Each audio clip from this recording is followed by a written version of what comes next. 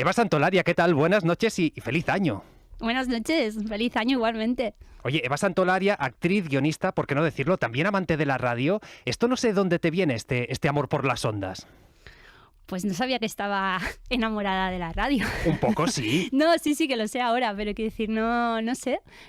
Supongo que es uno de los medios que más entrevistas me han hecho y a lo largo de los años fui conociendo gente y hace como un par de años o tres un amigo periodista, Tony Marín, me ofreció colaborar con él en un nuevo programa que iba a hacer para Radio Nacional 4 y claro, de repente fue como, ostras, ¿cómo? ¿Haciendo qué? Un universo, ¿no? No, claro, o sea, era como, porque claro, la radio, pues eso, te hacen entrevistas y tal, pero realmente meterte dentro y ver un poco cómo funciona y así como de tertuliana y tal, era un poco como, ostras. Y bueno, y a partir de ahí luego pues contigo en la serie, entonces, no sé, me siento cómoda, me gusta. Nosotros estamos en el año 101 de radio, de celebración. ¿Tú qué le pedirías a la radio ahora que ya formas un poquito también parte de esta familia? Bueno, yo que siga acompañándonos. A mí me parece que es el susurro que tienes a lo largo del día, ¿no? Cuando te levantas por la mañana, cuando vas en el metro, cuando a lo mejor estás cocinando en casa, ¿no? A mí el sentirme acompañada, ¿no? Antes ponía mucho la tele. Aunque no viera lo que estaba haciendo, me daba igual, ¿sabes? Simplemente sonido por de escuchar. fondo, ¿eh? Sí, pero es verdad que es un poco, al final no deja de ser radio, porque si no voy a ver la pantalla, pues, ¿no? Claro. Y últimamente, y hace tiempo, que pongo la radio, ¿no? Y pues esto me parece que es una gran compañía, ¿no? A la hora de ir a dormir también. Total. Es como que te susurra, ¿no? Todo entra de otra manera. En el AVE. Claro. Por ejemplo, con los podcasts también. Ahora la estarás escuchando eso en el tren, porque creo que estás con un proyecto que te obliga a estar de Madrid para Barcelona, de arriba abajo. ¿Qué es ese proyecto, Eva? Pues es una obra de teatro. Estoy ensayando ahora una obra girl. ¿Cómo? Ya. El experto en marketing para el nombre, no, el branding no, Eva. Vale, espera, es girl. Venga. En el María Guerrero, teatro maravilloso de Madrid, que estrenamos el 24 de enero.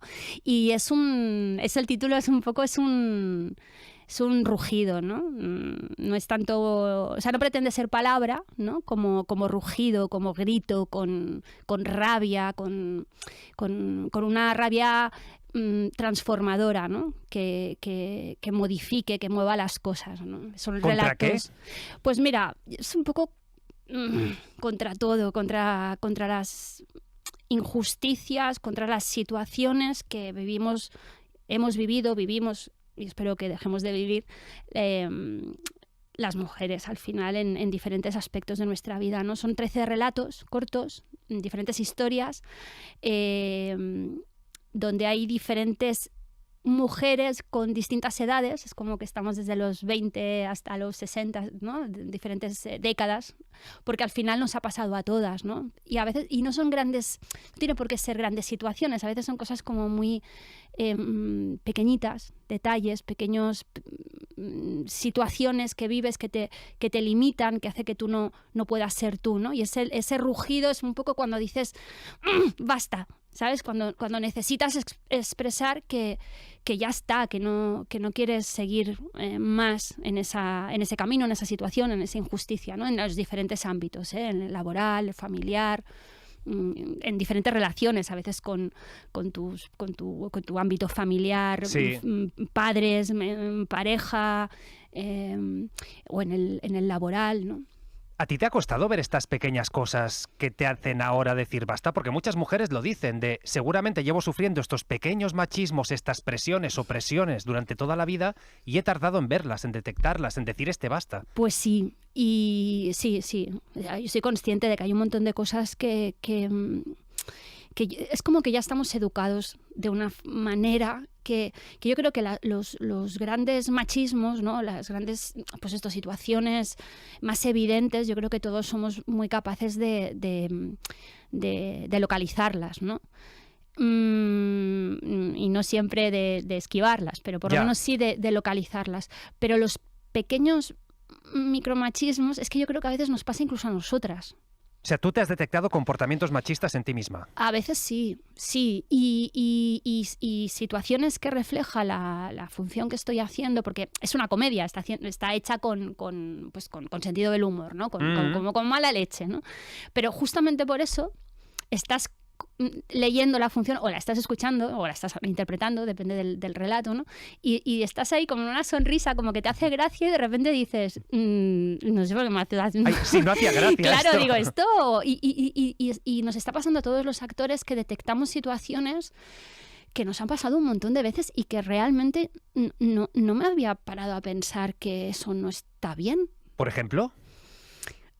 Por ejemplo, ¿te quieres que te desvele cosas? ¿Sabes? No, claro, esto sería un poco spoiler. Espérate, por ejemplo,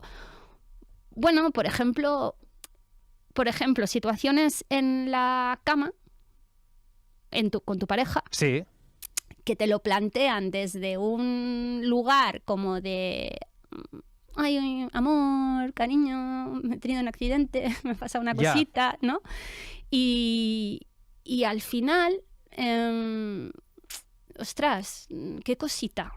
Claro, Porque, ¿de dónde parte claro, esto? o sea, exactamente de dónde parte estos accidentes. Ostras, lo que para uno es un accidente, para la otra parte es una situación en la que, pues se soluciona, digamos, tomándote una pastilla que tiene unos efectos secundarios, tú tienes unos pasos que dar que van mucho más allá de ese pequeñito accidente que ha tenido tu chico o tu pareja, ¿sabes? Que es como, amor, ay, se me ha escapado un poquito. Ya.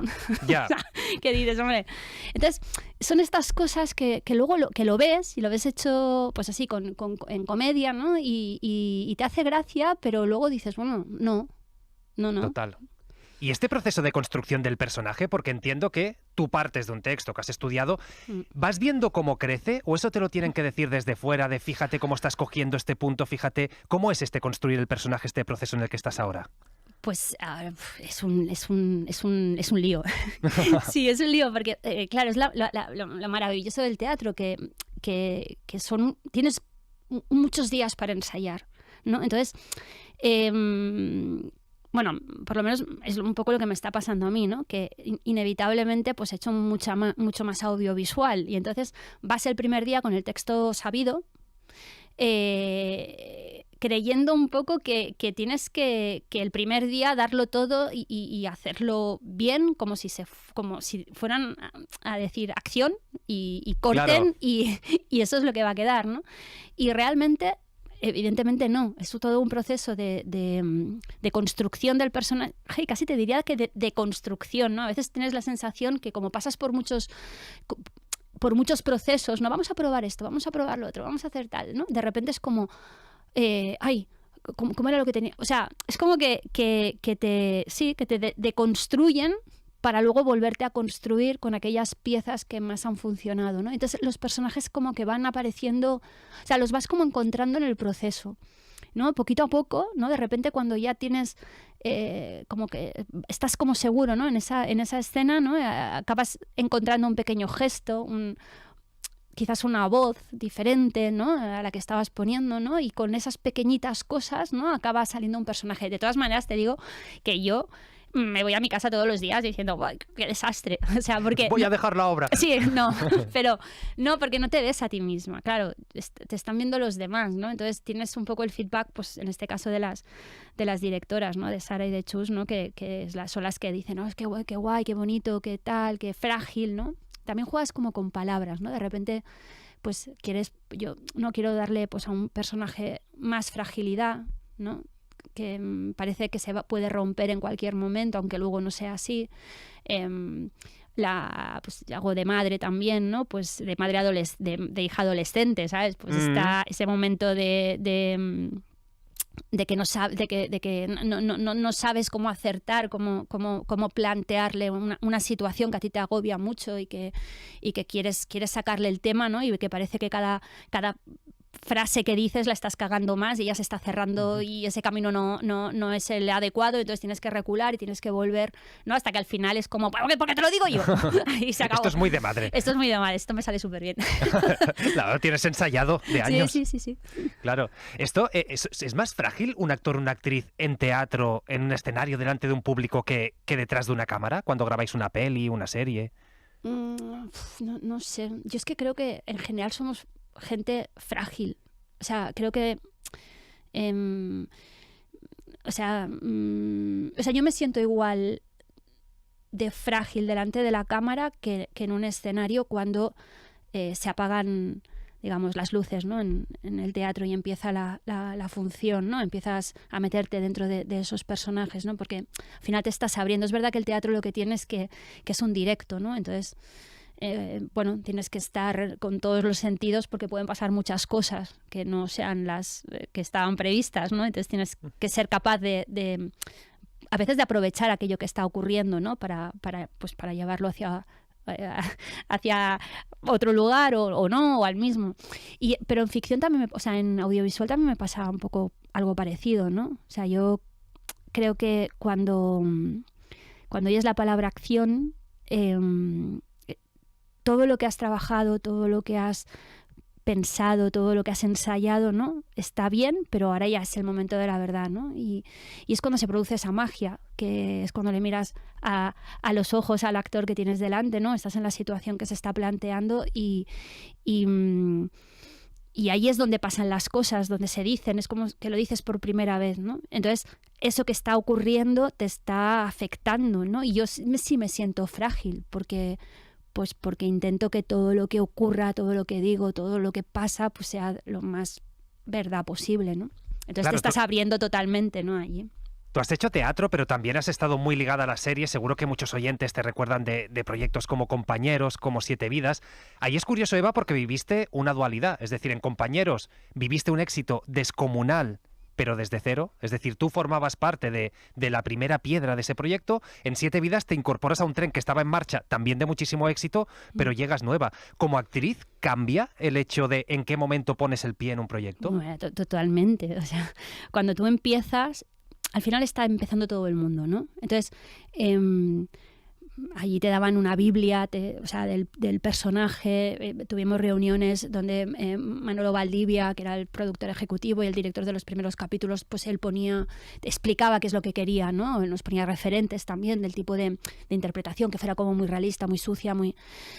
pero al final todo el mundo está en la línea de salida, ¿no? Entonces hay una búsqueda del tono para todos y de los personajes, por mucho que a ti te digan, pues es la chica rebelde, qué tal, incluso es que todos los departamentos, desde maquillaje a vestuario, de hecho si te fijas en los primeros capítulos de todas las series, normalmente tú ves clarísimamente la evolución, empieza de una manera, pero todos acaban como que el vestuario, el maquillaje, también la interpretación, todo bueno, acaba... tu peinado fue icónico en ese sentido, la evolución que tuvo.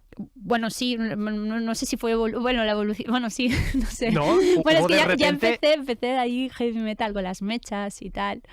Sí. Sí, bueno, claro, porque pruebas un montón de cosas, ¿no? Los zapatos que llevaba, por ejemplo, Valle, ¿no? Con esas plataformas también. Es como que vas encontrando la personalidad del personaje. También en aquella época se hacían... O sea, tú no grababas los capítulos todos y luego lo emitías, ¿sabes? O sea, tenías un colchón de 2, 3, 4 capítulos, empezabas a emitir, pero como eran temporadas de 13 capítulos, al año hacíamos 26. Entonces, tú estabas emitiendo la serie y se estaban grabando los capítulos y se estaban escribiendo más capítulos, ¿no? Claro. Entonces, todo crece a la vez. Tú vas cogiéndole rollo al personaje, lo vas construyendo, los guionistas aprovechan cosas tuyas y se lo introducen. Todo es como una especie de bola que se va como engrasando y se va haciendo cada vez más grande y más como más fina, ¿no? En cambio, y este mismo proceso, evidentemente, lo ocurrió en Siete Vidas también. Entonces, empezaron, ¿no? También con unos actores, con unos guionistas, con los personajes, ¿qué tal? Entonces, cuando esa bola está engrasada, perfecta, más Siete Vidas es una maquinaria matemática de comedia, ¿no? Entonces, cuando tú entras en esa bola, que ya está en camino, que ya está rodando, claro, tú imagínate, o sea, o sea, ellos no va a esperar una bola. Es como una bola de nieve que cae por una montaña. No te va a esperar para que tú te incorpores. La bola sigue rodando. Y tu bolita se tiene que hacer todavía, claro. Claro, no, claro. La tuya se está haciendo y bueno, entonces, bueno, es complicado. Es mucho más... y es mucho más exigente también porque estás viendo cómo los otros actores pues lo hacen fácil, lo que a ti te parece muy difícil, ¿no? Entonces estás como sacando la lengua todo el rato pensando que no vas a llegar nunca a meterte dentro de esa dinámica, ¿no? Luego es verdad que venían muchos actores a hacer algún capítulo, ¿no? A hacer cameos. Sí. Y por 7 vidas pasaron actores maravillosos, ¿no? Yo estuve 4 años en la serie. Y entonces llega un momento que también es un poco la perspectiva de fuera, que tú dentro estás como sufriendo, pero estás diciendo, madre mía, que no voy a coger nunca el ritmo, ¿no? Y luego venía el que quieras, un actor maravilloso, a hacer la italiana y no te veía a ti fuera de ese nivel, ¿no? O sea, él se sentía de repente como que, madre mía, cómo leen, cómo lo hacen, cómo tal, ¿no? Y a ti te incluía dentro de ese grupo, ¿no? ¿Y te lo quitaste ese síndrome de la impostora que ahora estás narrando mientras hacías 7 vidas? ¿O lo arrastraste hasta el final? Yo lo arrastré hasta el final. ¿En serio? Sí. La verdad es que sí. O sea, sí, porque yo siempre tenía la sensación de que, o sea, cuando creía que había llegado a un punto que estaba, o sea, que había hecho un capítulo, wow, ¿sabes? Había hecho una escena y tal, de repente es igual, venía un capítulo, el siguiente capítulo y siempre tenía la sensación de que yo, porque claro, es que, a ver, 7 vidas, ¿sabes? O sea, Amparo Baró, Gonzalo, Carmen Machi, Blanca Portillo, Anabel Alonso, o sea, es que, ¿sabes? O sea, tan buenos que tú no te ves al mismo nivel. Nunca. Siempre te comparas y siempre crees que ellos son mejores, que lo hacen más fácil, que... ¿Sabes? Como que yo tenía la sensación de que no le resultaba difícil hacer nada. Y yo llegaba y decía, pero vamos a ver, ¿pero por qué leen tan bien? Si no hemos ensayado, si les acaban de dar el guión y no hemos tenido tiempo y ya te están colocando los chistes súper bien, ¿no? Luego es verdad que Amparo, por ejemplo, esto, bueno, lo he contado muchas veces, pero Amparo, cuando yo le explicaba esto, le decía que tenía esta sensación de ir detrás de un tren que yo iba con carbón, ¿sabes? Y el otro iba pues tipo ave y que no lo pillaba, ¿no? Ella me decía, bueno, puede ser, pero el día que se acabe todo esto y mires hacia atrás, verás todo el camino que has recorrido detrás de este ave, ¿no? Y la verdad es que yo agradezco muchísimo esa experiencia.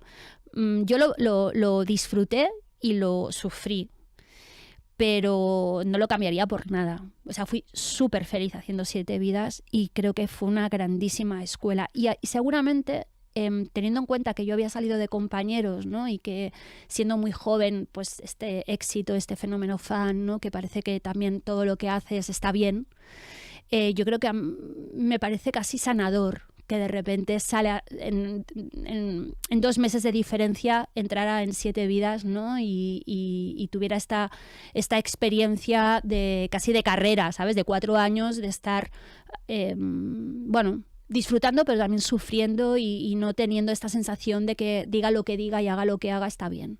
Pero eso quiere decir que no te dejaste emborrachar por aquel éxito tan brutal que fue Compañeros, hacías audiencias de 6,5 millones, tú eras portada en multitud de revistas, hacías anuncios, la gente te paraba por la calle, era una locura cuando ibas a un centro comercial. ¿Te podrías haber emborrachado de todo eso, llegar a 7 vidas y decir, yo soy esa que está triunfando, abrirme paso? Y me dices todo lo contrario, que te hiciste chiquitita y... No. Mira, o sea, no me emborraché para nada. O sea, al contrario. Pero esto, por ejemplo, de que me hice chiquitita, sí que es una de las cosas que a mí me da un poco de rabia. Porque yo creo que sin necesidad de creerte más que nadie, simplemente estando un poco más segura, ¿sabes?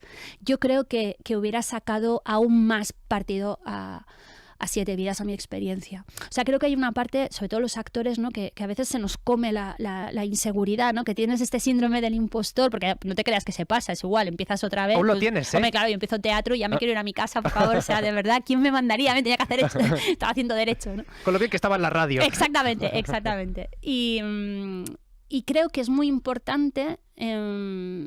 o sea, creo que o sea, creo que la seguridad también es importante, ¿sabes? O sea, el creértelo en el sentido de que tú estás ahí porque ha habido un grupo de personas, en este caso, pues la punta de lanza era Luis San Narciso, pero detrás de Luis también estaba Nacho Velilla, toda una serie de responsables de 7 vidas que decidieron, que pensaron y que creyeron que yo era capaz de hacerlo y que luego estuve 4 años. Entonces, creo que a veces nos fustigamos y esa inseguridad hace que en lugar de crecer profesionalmente pues un 200%, pues te quedes en un 100%, que está bien, pero podía haber sido más. Sí, al final es como pisar con fuerza, ¿no? Tienes que estar seguro también de lo que haces, ¿no? No estar tan insegura, ¿no? No me parece que la inseguridad sea un gran aliado en nuestro trabajo. Y del mismo modo que me dices, ojalá no me hubiera hecho pequeñita en 7 vidas, ¿hay alguna otra decisión de tu carrera profesional que digas, esto ahora lo haría distinto, aquí me equivoqué? Pues mira, yo creo que, claro, esto es complicado porque al final yo cuando tomo decisiones le doy muchas vueltas, o sea, no soy alguien impulsivo que decide sin pensar y porque hoy no me apetece, pues no lo hago, ¿no? O sea, le doy muchas vueltas a las cosas, ¿no? Pero es verdad que yo tuve más oportunidades, ¿no?, de hacer teatro.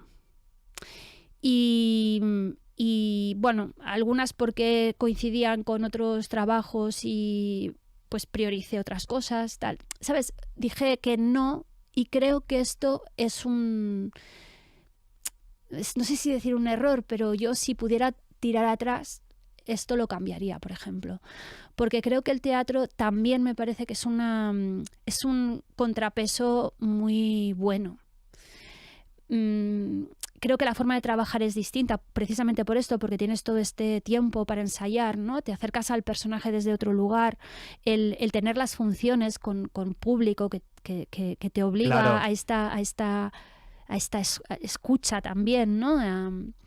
Y creo que compaginar el teatro con la televisión y con el cine me parece importante.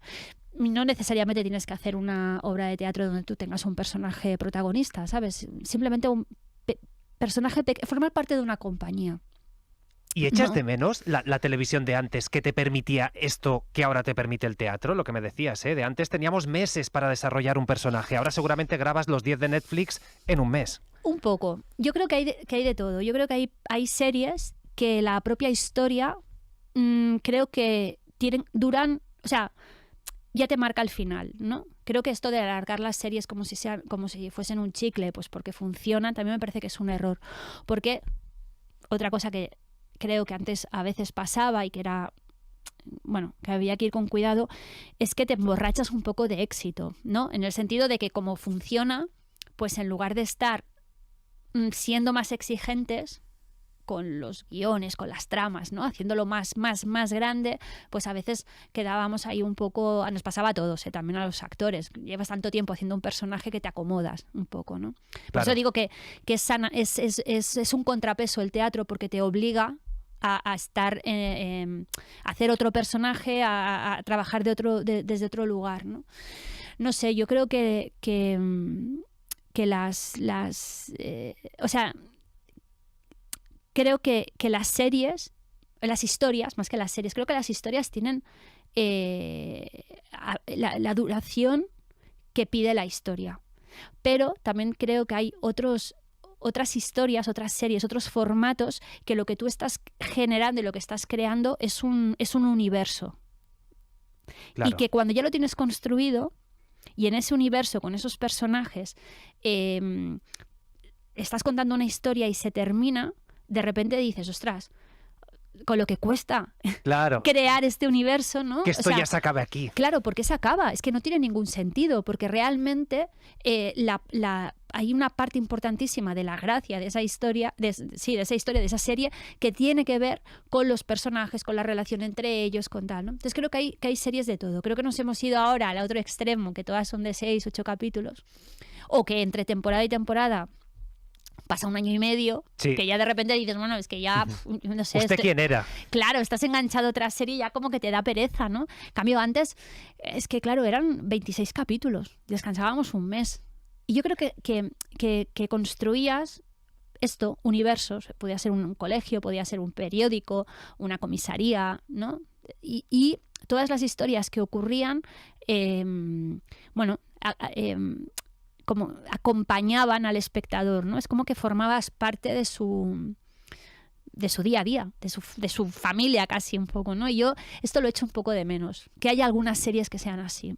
¿Y a ti el hecho de tener un personaje tan marcado como Valle, que tantísima gente recuerda, que marcó a tantas generaciones, ¿esto es una suerte o es un poco losa? En el sentido que 20 años después todavía estemos hablando de compañeros. Yo la verdad es que lo llevo bien, porque para mí fue muy importante en muchos sentidos, en la parte profesional, evidentemente, pero también en la parte personal. Y entonces, yo cuando hablamos de compañeros, es que mi cabeza se va a, yo qué sé, pues a mi llegada a Madrid, ¿sabes? A que me acompañaban a buscar un sitio donde vivir. O sea, para mí está todo lleno de experiencias y de momentos muy, muy importantes, ¿no? Y también evidentemente, de este fenómeno fan que tienes que gestionar, ¿no? Pero yo no, y tampoco sentí que a mí el personaje de Valle me marcara. Porque porque yo me fui de compañeros, pues yo qué sé, en junio o julio, cuando terminó la primera tanda, digamos, de esos 13 capítulos que se hacían de enero a junio, y en septiembre estaba en 7 vidas. Claro.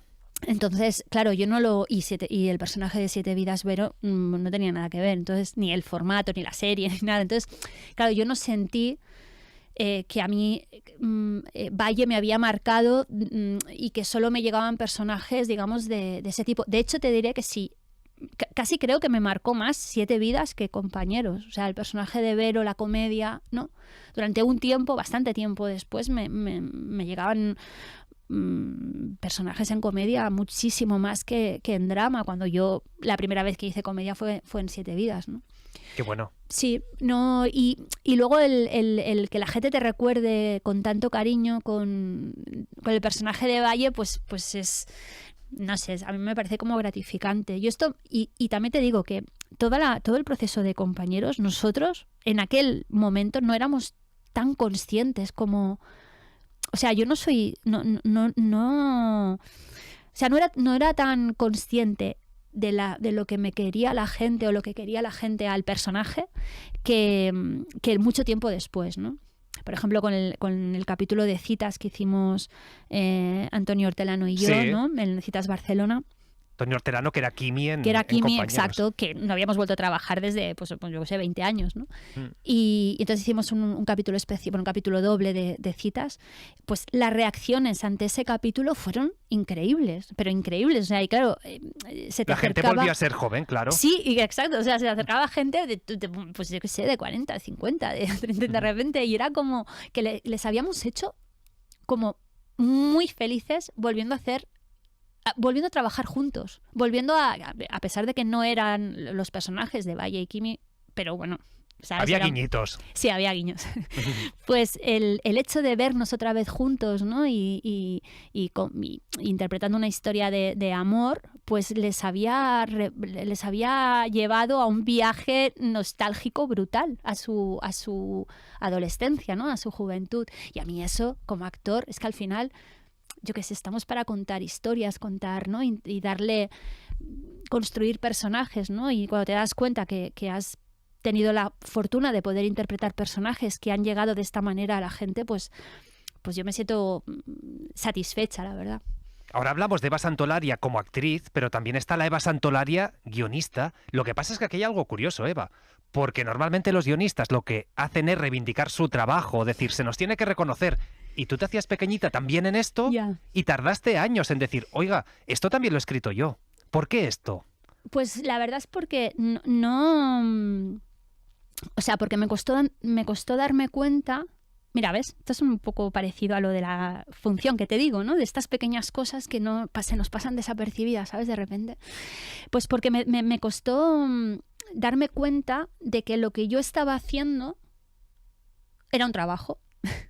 ¿Sabes? Es decir, ¿para ti era un hobby o cómo era? Bueno, sí, no sé, es que no sé si llamarlo hobby. O sea, yo, pues la verdad, desde que empecé a trabajar, he tenido amigos que han sido guionistas o, ¿sabes? O yo qué sé, o directores o actores que querían dirigir, yo qué sé.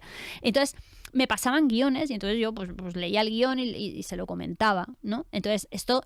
Yo, claro, no lo veía como un trabajo, lo veía como pues un amigo tuyo una amiga te pasa un guión, pues lo comentamos y ya está, claro. ¿no? Esto, claro, se empezó a hacer, digamos, más grande cuando yo empecé con mi relación con el que es mi pareja desde hace 20 años, Pau Freixas. Entonces, pero fue muy, muy parecido. O sea, recuerdo cuando no éramos ni pareja, que me dijo, estoy haciendo una serie y tal, y Àngels y Sants y tal, y si quieres te dejo si quieres te paso los guiones y los comentamos. Y yo, vale. Pero no es ni, ¿sabes? O sea, éramos como colegas. Tal. Qué bueno. Y entonces me pasaba los guiones y yo pues le soltaba el rollo. Yo, ¿por qué tal? Porque por el personaje. Además, claro, como que me entro en como una especie de túnel, de bucle, ¿no? Entonces me meto en un personaje y en el otro y tal, no sé qué, porque esta frase, ¿no? Porque, bueno. Y esto no éramos ni pareja. Entonces, esto lo fue ocurriendo pues en todos los proyectos que él hacía. Que, claro, él escribe. Entonces, claro, y algo tenéis que hablar en casa, sí, claro. pues exactamente. Y entonces, ya como no somos pesados los dos. Y entonces, claro, llegó un momento en el que digamos que ya era, pues yo qué sé, en Héroes, ¿no? En la película, pues de repente me pasaba el guión que estaba escribiendo junto con Albert Espinosa y tal, y entonces yo lo leía y no, de repente era como, no, pero esta secuencia, no, es que no sé, el beso y tal. Y entonces él estaba escribiendo en el ordenador y entonces yo detrás iba como interpretando, hablando, ¿no? No, porque esto no puede ser así. A ver, un momento, este beso, es que esto está, porque tal. Y entonces él, de cosas que yo decía, pues iba escribiendo. Y se ¿no? lo tomaba bien, ¿eh? Porque a veces estas verdades duelen el doble. No, que se lo va a tomar bien, eso se tomaba fatal. Al principio era fatal, era como, sí, eran discusiones de... No, luego ya porque yo le decía, digo, tío, a ver, es que es... O sea, pero ¿esto cómo va? Te tengo que decir, qué guay, me gusta mucho, qué esfuerzo, cómo se nota, escribes muy bien, se nota, te has esforzado, llevas horas, días haciendo esta escena, me gusta, me gusta. Pero... Igual, digo, no podemos saltarnos esa parte que te juro que valoro muchísimo, que lo haces súper bien y tal, pero yo que lo único que quiero decir es que esta pequeña frase de aquí creo que...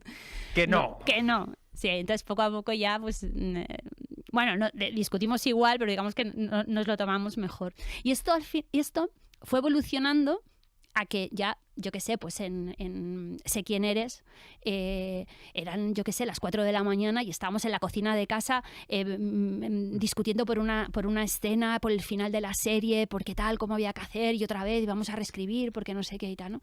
Entonces, llegó un momento en el que... claro, me di cuenta de que realmente yo esto lo estaba haciendo de puertas hacia adentro de casa, pero que es un trabajo. O sea, claro. Que esto en cualquier otro... pues porque era mi pareja, pero realmente en otro sitio, pues tú... esto, no sé, claro, no sabía la palabra, no sabía si era analista de guión o qué, pero bueno, es un trabajo y tiene un sueldo. Y me di cuenta porque Carlos Fernández, que es el dueño, el jefazo de Filmax, en una comida me dijo, oye, que me ha dicho Pau que es muy bueno analizando guiones y tal. Y digo, sí, tal. Y me dice, yo tengo uno que me gustaría que leyeras y me dijeras a ver qué te parece y tal. Y yo, vale. Y entonces me dijo, te lo envío por mail y me dices. Y yo, vale.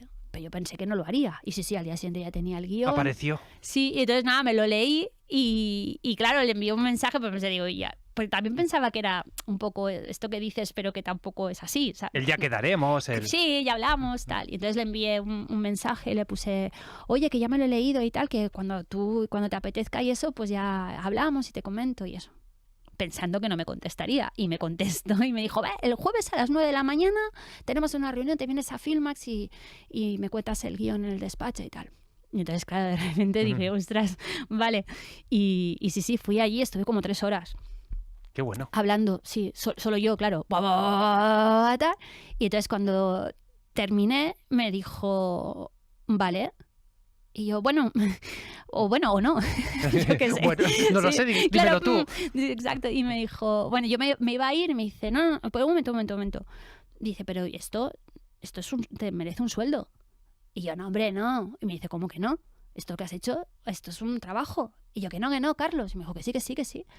Y entonces le dijo a la secretaria, y dijo, vamos a hacer una factura, vamos a hablar con tal para pagar a Eva. Y claro, yo llegué a casa y le dije a Pau, oye, que Carlos me va a pagar. Que me llevas engañando 20 años. Y de repente era como, ¿me va a pagar un sueldo por hacer esto? Y él, qué bien. Y digo, ya. Qué raro es Carlos, ¿eh? Sí, digo, creo que me vas a tener que pagar tú. Hombre. Y entonces me dijo, vale. Digo, claro. Y entonces a partir de ese momento ya entré dentro, digamos, del equipo de guión de Filmax, a veces como analista de guión.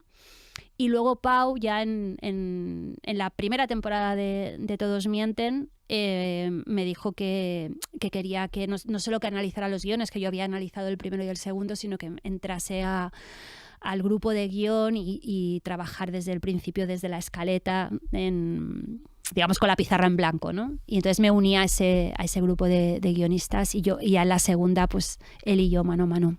Qué bueno, que no está mal para alguien que quería estudiar políticas, que acabó metiéndose en derecho y fíjate. Fíjate tú. Y fíjate. ¿Hoy la política te atrae o te aleja? Pues mira, a mí la política me encanta. Pero yo creo que o sea, no, es imposible, no hubiera hecho carrera ni de coña. Está clarísimo. Porque yo tengo o sea, a mí me gusta la política porque me parece que es una profesión que, o sea, la esencia es intentar hacer la vida de la gente mejor. Entonces, claro, es muy subjetivo, porque para lo que yo creo que la forma en la que la vida de la gente va a ser mejor, pues otro va a pensar lo contrario, ¿no? Pero el objetivo es el mismo. Entiendo, quiero pensar, que es... A veces bueno, te sorprendería. Ya. Entonces me pasa un poco esto, ¿no? Que cuando te has acercado un poco, ¿no? O sea, te acabas desencantando, ¿no? Porque hay una parte que me parece que es muy chula cuando, desde un punto de vista de la ficción, que es las estrategias, ¿no? Los despachos que ocurren, ¿no? Las intrigas y tal, que yo a veces veo cosas, ¿no? El ala oeste, ¿no? Exacto, o sea, es que digo, buah, tío, ese equipo, ¿no? que hay detrás del presidente, ¿no?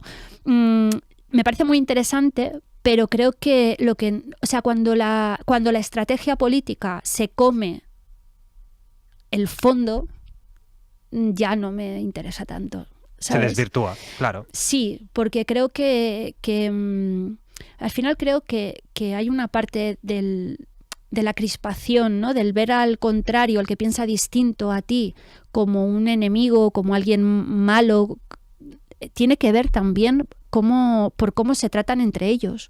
Que luego cuando los conoces, cuando estás en una tertulia, por ejemplo, se llevan bien. Que yo al principio era una de las cosas que dije, madre, o sea, pero esto ¿por qué no sé? Porque la gente no lo sabe. Que personas de partidos políticos absolutamente antagónicos se llevan bien. Sí. Sí, ¿verdad? Entonces, esto, que parece una tontería, me parece súper importante, porque esto no ocurre en la calle. Es como que de alguna manera se ha instalado la idea de que si yo tengo una forma de pensar y el de enfrente tiene la contraria, no me tiene que caer bien. Estamos como enfrentados, somos un poco como enemigos, ¿no? O si tú dices blanco, yo digo negro. No, pero es que, no, sí, si tú dices blanco, yo digo negro. Un Barça-Madrid llevado a la política. Un Barça-Madrid, exacto. Y creo que hay una parte también de que les interesa. Esto que decían del circo, ¿no? Un poco el entretenimiento del pueblo, ¿no? Que, pues creo que el fútbol es un poco parecido y creo que la política se está convirtiendo un poco en esto, ¿no? Que nos quieren que pensemos poco, ¿no? Que seamos hinchas que seamos de un partido, o sea, de un partido político, que seamos de un equipo de fútbol, ¿no? Y que si tú eres del Barça, pues, a ver, pues quieres que pierda el Madrid, de buen rollo, pero quieres que pierda el Madrid. Y si tú eres del Madrid, pues todo bien, pero que pierda el Barça siempre, ¿no? Entonces, esto creo que en la política hace que dejemos de pensar. Y a mí, sinceramente, o sea, no entiendo por qué tengo que dejar de pensar. Creo que puedo ser crítica, puedo entrar en la gama de grises. Me puede parecer que por mucho que yo tenga una ideología y que normalmente tiendo a estar cómoda allí, pues a lo mejor de repente hay algo que hace el partido político al que yo voto, pues que no me gusta. Y tengo, o sea, creo que no podemos perder la capacidad de análisis, el ser críticos, el preguntar, ¿no? O sea, o por ejemplo, a mí me interesa mucho que me expliquen las personas que piensan en algo muy diferente a mí, me interesa. Porque claro, yo lo veo tan claro que digo, es que no entiendo, o sea, no pienso que tú eres más tonto, o eres peor, no, simplemente... Esto es la empatía, claro. Claro, explícame por qué lo ves tú tan diferente. O sea, ¿por qué tú crees que es así? A mí me interesa. Pues al final igual sí que nos hemos perdido una buena política, Eva. No, nadie hubiera hecho carrera, me hubieran echado. De momento te disfrutamos a finales de enero en Madrid con este grito de guerra, sí, esta obra de teatro. Eva, gracias, Eva Santolaria, y feliz año y a seguir triunfando. Muchísimas gracias.